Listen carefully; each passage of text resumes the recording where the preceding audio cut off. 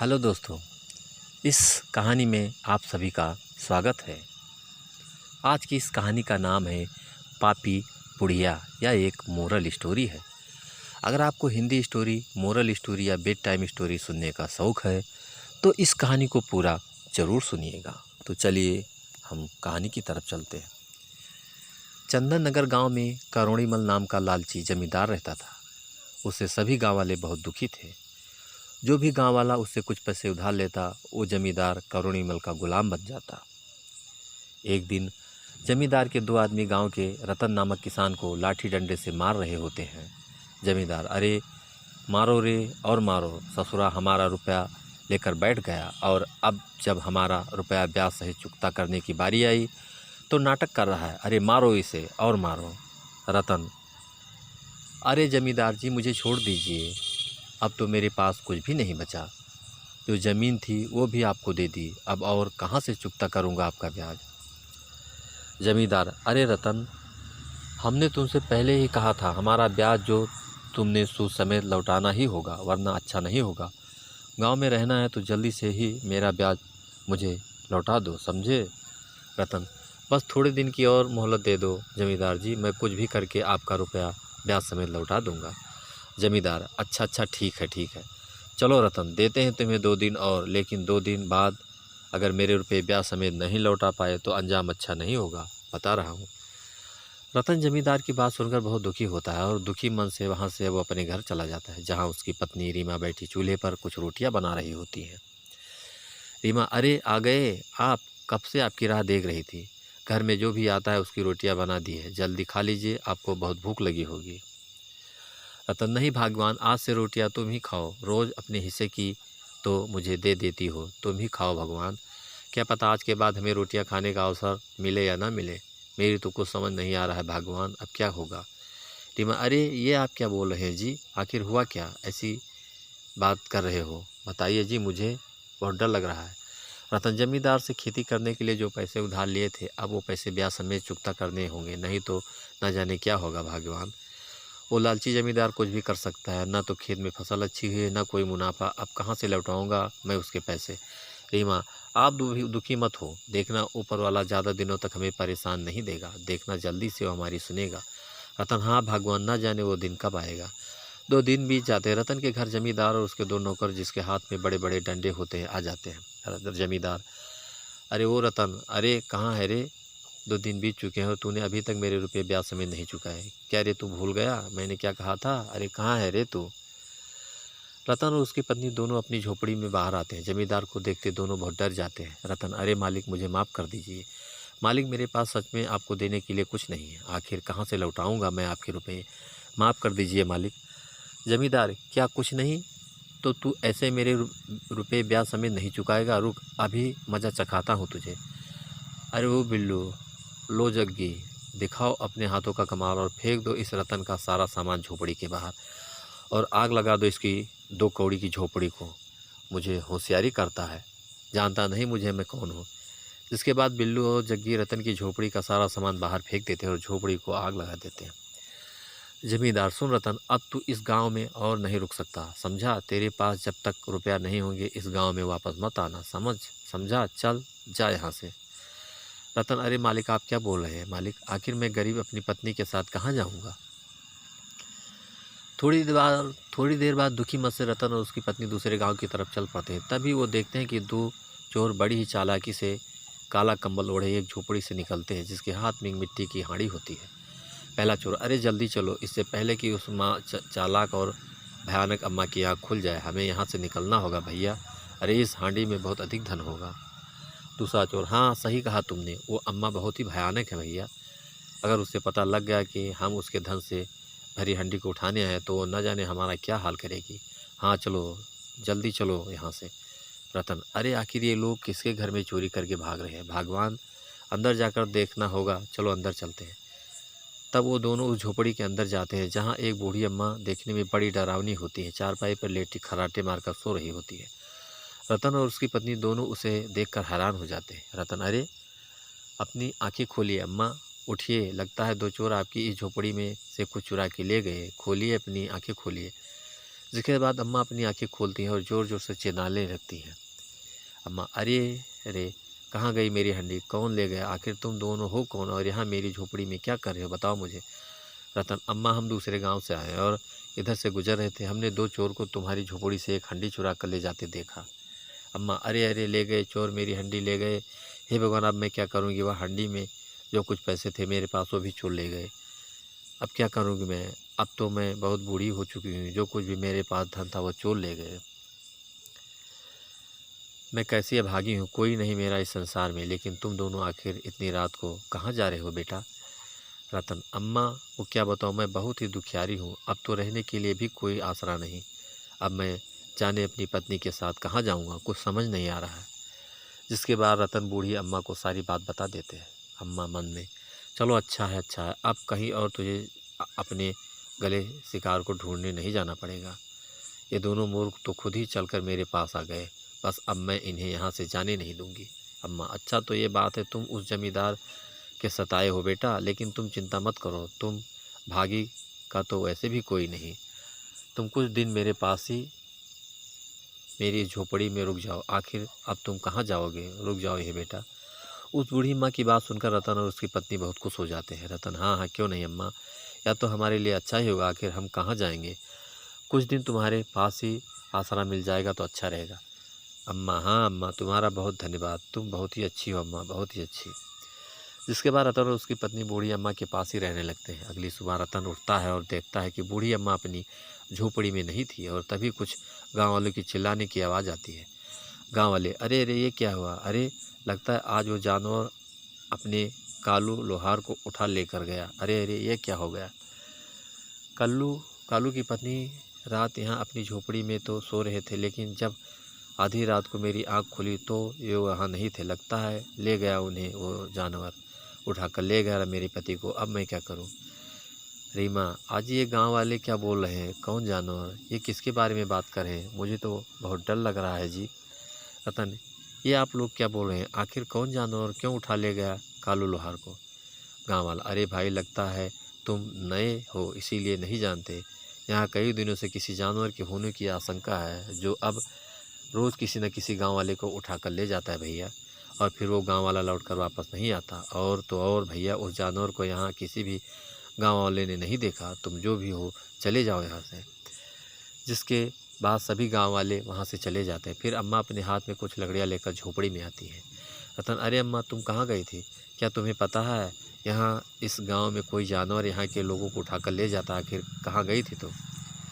रीमा, हाँ अम्मा, मुझे तो बहुत डर लग रहा है। लगता है अब हमें यहाँ नहीं रुकना चाहिए। अम्मा, अरे नहीं बिटिया, ऐसा कुछ नहीं है। ये गांव वाले तो पागल हो गए, न जाने क्या कहानियाँ बताते हैं। तुम इस गांव वालों की बातों पर ध्यान मत दो। हाँ, और मैं तो यही पास में भोजन बनाने के लिए लकड़ियाँ काटने गई थी बेटा। बिना लकड़ियों के तो चूल्हा नहीं जल सकता ना। रतन, अच्छा ठीक है अम्मा, तुम कहती हो तो मान लेता हूँ, लेकिन अभी तो बहुत ज़ोरों की भूख लगी है। क्या कुछ खाने को मिलेगा अम्मा? अम्मा, हाँ बेटा, मेरे पास जो भी अनाज है वो अंदर रसोई में है बेटा, वहीं तुम दोनों पति पत्नी पका कर खा लो। अच्छा अब मैं थक गई हूँ, आराम करती हूँ।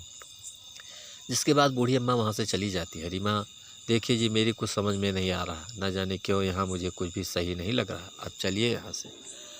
रतन, अरे भगवान, आखिर हम कहाँ जाएंगे? तुम जो जानती हो सरपंच को बिना उसके पैसे चुकाए वो हमारे घर में नहीं रहने देगा। आखिर कहाँ जाएंगे हम? कुछ नहीं होगा भगवान, तुम बेकार ही चिंता कर रही हो। अच्छा चलो, अब रसोई में जो भी अनाज है उसे पका कर ले आओ, बहुत भूख लगी है भगवान। रीमा, अच्छा ठीक है, तुम कहते हो तो मान लेती हूँ, अब और कर भी क्या सकते हैं जी, ले आती हूँ भोजन। रतन की पत्नी अम्मा की रसोई में जाती है। रीमा, अरे अब अनाज कहाँ रखा होगा? मुझे तो कहीं नज़र नहीं आ रहा है। अरे लगता है इस मिट्टी की हांडी में होगा अनाज। अरे अरे, ये तो जानवर की हड्डियाँ लगती है, यह अनाज तो नहीं, आखिर यहाँ कैसे आए? तभी रतन वहाँ जाता है। रतन, अरे भगवान क्यों चिल्ला रही हो? रीमा, ये देखिए जी जानवर की हड्डियाँ। रतन ये देखकर हैरान हो जाता है। रतन, हाँ भगवान, यह तो सच में किसी हड्डियाँ हैं, लेकिन किसी जानवर की तो नहीं लगती। लेकिन यह इस मिट्टी की हांडी में क्या कर रही है, मुझे समझ नहीं आ रहा। आधी रात को रतन और उसकी पत्नी आराम से सो रहे होते हैं। तभी अम्मा चुपके से एक मिट्टी की हंडी लेकर अपनी झोपड़ी के बाहर चली जाती है। अगली सुबह होती है और अम्मा फिर से अपनी झोपड़ी में नहीं होती। गांव वाले को चिल्लाने की आवाज़ें आ रही होती है। इस बार गांव वाले के सामने वही दो चोर लेटे हुए थे, जिन्हें रतन ने अम्मा की मिट्टी की हंडी ले जाते हुए देखा था। गाँव वाला, अरे लगता है इन दोनों को भी उसी जानवर ने मारा है। भैया देखो तो सही, इसका तो सारा मांस ही खा गया वो जानवर। हाय हाय, बेचारा शरीर की सारी हड्डियां तक नोच गया। दूसरा गाँव वाला, ना जाने क्या होगा हमारे गांव को, किसकी नज़र लग गई, ना जाने अगला नंबर किसका होगा। गांव वाला, सही कह रहे हैं भाई, पहले कालू लोहार, फिर ये दो चोर, अब क्या होगा। रतन, या वही चोर है जो अम्मा की हांडी चुरा कर ले गया था। अब इनकी हालत किसने की मुझे समझ में नहीं आ रहा, लेकिन मुझे इसका पता लगाना होगा, नहीं तो न जाने उस जानवर का अगला शिकार कौन होगा। रात को रतन और उसकी पत्नी सो रहे होते हैं। अम्मा चुपके से अपनी झोपड़ी से बाहर आती हैं और एक बोरी लेकर आती हैं, जिसमें रतन की पत्नी को लिटा देती हैं और बोरी को खींचते हुए ले जाती है। अगली सुबह रतन अपनी पत्नी को झोपड़ी में न पाकर हैरान हो जाता है। रतन, अरे भगवान, कहाँ चली गई, कहीं नज़र नहीं आ रही। अरे भगवान, तुम कहाँ हो। रतन अपनी पत्नी को ढूंढने लगता है, लेकिन वह कहीं नज़र नहीं आती। गांव वाले आकर पूछते हैं। गांव वाला, अरे भाई क्यों चिल्ला रहे हो, सब तो ठीक है। रतन, मेरी पत्नी कहीं नज़र नहीं आ रही है, सब जगह देख चुका हूँ लेकिन वह कहीं नहीं मिल रही। गाँव वाला, अरे भाई, या तो बीते दिनों से कोई जानवर लोगों को उठा ले जाता है, हो सकता है तुम्हारी पत्नी को भी वही जानवर ले गया हो। अब तो ऊपर वाला ही भला करे भाई। रतन, नहीं नहीं, ये क्या बोल रहे हो तुम, मेरी पत्नी को कुछ नहीं होगा, मेरी पत्नी जीवित है, समझे तुम। गाँव वाला, अरे भैया तुम भी ना देखा नहीं रहे हो क्या अपने गांव में क्या हो रहा है, ये सब उस जानवर ने ही किया है धरा भैया, लेकिन अब तुम्हें क्या ही बोलूँ भैया, जाने दो। जिसके बाद गांव वाले चले जाते हैं। रतन अम्मा की झोपड़ी में जाता है और देखता है कि अम्मा कुछ लकड़ियाँ लेकर आ रही हैं। रतन, अरे अम्मा, तुम कहाँ से आ रही हो, मेरी पत्नी कहाँ चली गई, सुबह से कहीं दिखाई नहीं दे रही। अम्मा, बेटा तुम फिर से गाँव वालों की बातों में आ गए, तुम्हारी पत्नी आ जाएगी, इतनी चिंता क्यों करते हो। अच्छा, अब मैं थक गई हूँ, थोड़ा आराम कर लेती हूँ। आधी रात हो जाती है, लेकिन रतन की पत्नी वापस नहीं लौटती। तभी रतन देखता है कि अम्मा चुपके से एक मिट्टी की हंडी लेकर जा रही हैं और देखता है कि अम्मा जंगल में एक बूढ़े तांत्रिक के पास जाती है, जो एक पेड़ के नीचे अपनी आराधना में लीन होता है। अम्मा, ये लीजिए बाबा, और इंसान की हड्डियाँ मैंने इस मिट्टी की हंडी में एकत्र कर ली है। अब बस कुछ ही समय की बात है, फिर मुझे वो खजाना मिल जाएगा और मैं हमेशा के लिए जवान हो जाऊंगी ना बाबा।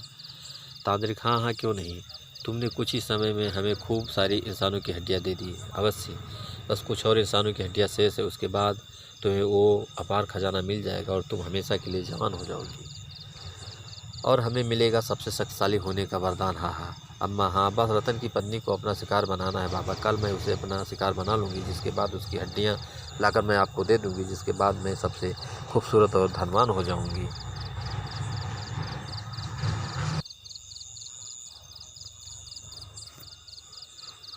तांत्रिक, अरे हाँ हाँ, ये बिल्कुल सत्य है, कल हम स्वयं तुम्हें वो खजाना दे देंगे। हाँ, सारी बातें सुनकर रतन हैरान हो जाता है। रतन, अरे तो यह अम्मा ही है वह जानवर जो गांव वालों को मूर्ख बना रही है, मेरी पत्नी के प्राण संकट में है, अब मुझे कुछ करना होगा, इस दुष्ट अम्मा की सच्चाई गांव वालों के सामने लानी होगी। अगली सुबह अम्मा जंगल में जाती है। जंगल के बीच कुछ दूरी पर, जहाँ पहले से ही कई सारी लकड़ियाँ पड़ी होती है, अम्मा उन लकड़ियों को अपने हाथों से हटा देती है। रतन यह देखकर हैरान हो जाता है कि उन्हीं लकड़ियों के बीच बेहोश अवस्था में उसकी पत्नी लेटी होती है। अम्मा, हाँ तू ही है अब मेरा आखिरी शिकार, अब बस शाम होने का इंतज़ार, इसके बाद मैं तुम्हें मार दूंगी और तेरी हड्डियों को तांत्रिक बाबा को दे दूंगी, जिसके बाद मैं सबसे जवान, सबसे हसीन और सबसे धनवान। रतन, अच्छा अच्छा, तो यह है मेरी पत्नी। नहीं नहीं, मैं इस अम्मा की सच्चाई सबके सामने, पूरे गांव वालों के सामने लाकर ही रहूँगा और कुछ नहीं होने दूंगा अपनी पत्नी को। शाम के वक्त अम्मा फिर से रतन की पत्नी के पास आती हैं और देखकर हैरान हो जाती हैं कि रतन की पत्नी के मांस के टुकड़े और कुछ हड्डियाँ चारों ओर पड़ी हुई हैं। अम्मा, अरे अरे, ये क्या हुआ, लगता है कोई जानवर रतन की पत्नी को खा गया। अरे अरे, अब इसकी ये सिर्फ कुछ ही हड्डियाँ बची, इसे ले जाकर तांत्रिक को दे देना होगा, नहीं तो मैं अभी जवान नहीं हो पाऊंगी। अम्मा अपने हाथों में फिर से एक मिट्टी की हंडी लेकर तांत्रिक के पास जाती है। अम्मा, ये लीजिए बाबा, मैं ले आई कुछ और है इंसानी हड्डियाँ, अब तो आप खुश हो और अब तो मैं हमेशा के लिए जवान और धनवान हो जाऊंगी ना। तांत्रिक, अरे वाह, लाओ ये दो इंसानों की हड्डियाँ हमें, आज तो तुमने हमें खुश कर दिया, अब हम तुम्हें अवश्य अपनी शक्तियों से जवान कर देंगे और खजाना देंगे, इतना खजाना कि तुम सबसे धनवान बन जाओगी। तांत्रिक हड्डी लेकर देखता है और गुस्से से लाल हो जाता है। तांत्रिक, हम ऐसी होशियारी करती है, ये किसी इंसान की नहीं बल्कि किसी जानवर की हड्डी है, मूर्ख, हमें मूर्ख समझती है। आज हमारी तपस्या पूरी होने वाली है, लेकिन तूने हमारे साथ छल करना चाहा, नहीं, आज हमारी तपस्या पूरी होने से कोई नहीं रोक सकता। आज मैं इस संसार में सबसे अधिक शक्तिशाली हो जाऊंगा। हाँ, फिर चाहे उसके लिए मुझे तुझे ही अपना शिकार क्यों न बनाना पड़े, ऐसा ही इंसानी हड्डियों से आज मेरी तपस्या पूरी होगी। अम्मा, नहीं नहीं बाबा, ये आप क्या बोल रहे हैं? मैं तो रतन की पत्नी की हड्डियाँ लेकर आई थी। नहीं नहीं, मुझे क्षमा कर दीजिए। तांत्रिक, नहीं, तू अब नहीं बच पाएगी मेरी पत्नी मेरे हाथों से। तांत्रिक अम्मा को मारने के लिए आगे बढ़ा होता है, तभी वहाँ कुछ गांव वालों की आग मसाले रतन और उसकी पत्नी के साथ आते हैं। गांव वाले, अरे रुको तांत्रिक, ओए अब हम तुझे तेरी तपस्या पूरी कराते हैं। अम्मा, नहीं नहीं, छोड़ दो मुझे, मैंने कुछ नहीं किया, मैं जो भी किया तांत्रिक के कहने पर किया। रतन, तुम्हारा सा सबके सामने आ गया दुष्ट अम्मा। आज तू मेरी पत्नी को भी मारकर उनकी हड्डियां तांत्रिक को दे देती। अगर मैं वहां अपनी पत्नी की जगह जानवरों की हड्डियां नहीं रखता तो तू मेरी पत्नी को अपना शिकार बना चुकी होती, जैसे बाकी गाँव वालों को अपना शिकार बनाया। अम्मा, अच्छा तो ये सब तूने किया, लेकिन मुझे माफ़ कर दो, मैंने जो भी किया तांत्रिक के कहने पर किया। गाँव वाले, दुष्ट अम्मा, इस तांत्रिक की बातों में आकर तुमने गाँव वालों को मौत के घाट उतार दिया। तुम दोनों को अपने किए की सजा अवश्य मिलेगी। दूसरे लोग, हाँ हाँ, इस अम्मा और तांत्रिक को पुलिस के हवाले कर दो, अब वो इन्हें ही सजा देंगे। इंस्पेक्टर, अच्छा तो ये सब इन दोनों का क्या कराया? गांव वाले लोगों को यही मार रहे थे। इस ढोंगी तांत्रिक को तो हम कितने समय से ढूंढ रहे थे, आज जाकर हाथ आया है।